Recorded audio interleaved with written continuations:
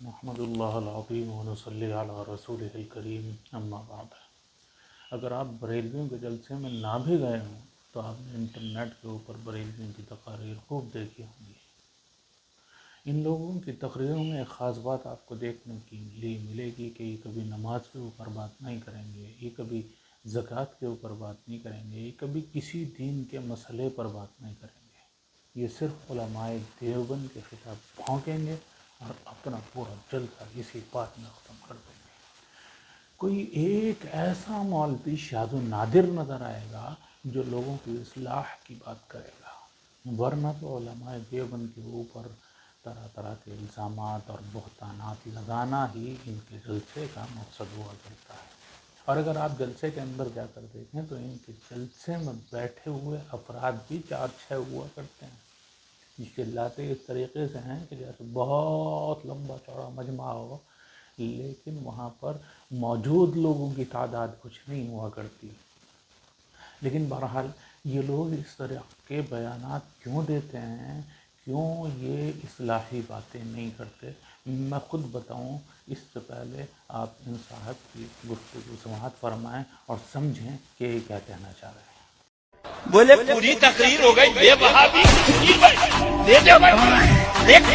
ٹکرا لے کبھی داڑھی پہ آپ نہیں بولے، روزے پہ نہیں بولے، نماز پہ نہیں بولے۔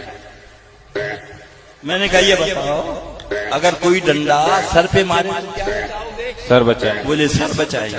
میں نے ڈنڈا پیر پہ مارے کیا بچاؤ گے؟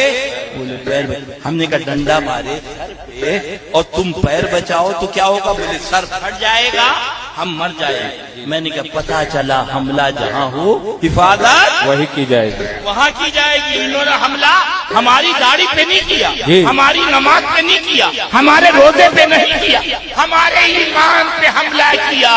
تو بریلی شریف کے اعلیٰ حضرت سرکار اٹھے اور فرمایا جان چلی جائے پرواہ نہ کرنا، پیارے آقا کی امت کا ایمان آ جاتا ہے۔ بے شک۔ ان صاحب کی باتوں کو سنا کہ یہ کیوں علماء دیوبند کے خلاف بھونکتے ہیں اور نماز روزوں کے خلاف، نماز روزوں کی تائید لوگوں کو کیوں نہیں کرتے اور لوگوں کو کیوں نہیں سمجھاتے کہ نمازیں پڑھنی چاہیے، نہیں پڑھنی چاہیے، یہ کام چھوڑنے چاہیے، چھوڑنے چاہیے۔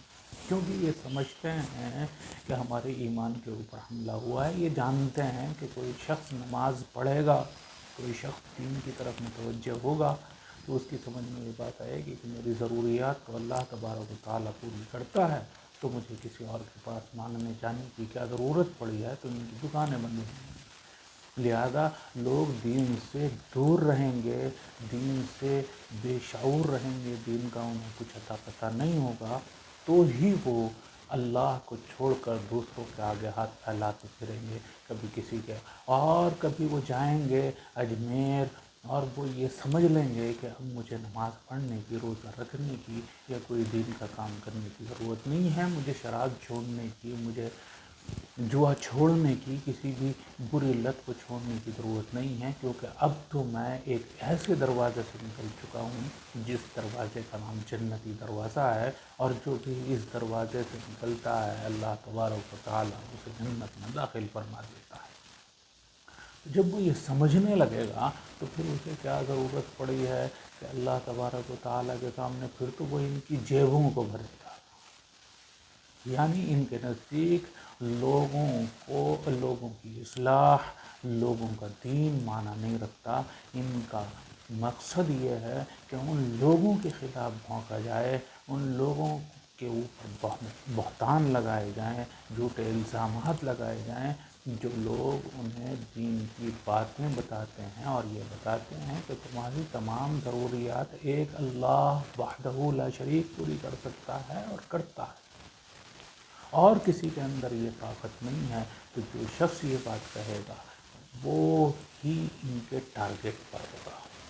وجہ اس کی یہ ہے کہ انہیں یہ خطرہ ہو جاتا ہے کہ اگر ان لوگوں کی باتیں ہمارے ان جاہلوں نے سن لی تو پھر یہ ہماری دکانیں بند کرا کر بیٹھیں گے اور ہمارے پاس کوئی چڑھاوا چڑھانے والا نہیں آئے گا، کوئی نظر اور نیاز لے کر نہیں آئے گا، تو پھر ہمارے پیٹ کیسے چلیں گے؟ تو لہٰذا انہیں اپنے پیٹ کی پرواہ ہوتی ہے لوگوں کے دین سے کوئی مطلب اور واسطہ نہیں ہوتا، اسی لیے یہ دین کی کوئی بات کرتے ہوئے نظر نہیں آئیں گے، صرف علماء دیوبند کے اوپر بھونکتے ہوئے ان کے اوپر بہتان تراشیاں کرتے ہوئے دکھائی دیں گے۔ وما علینا الا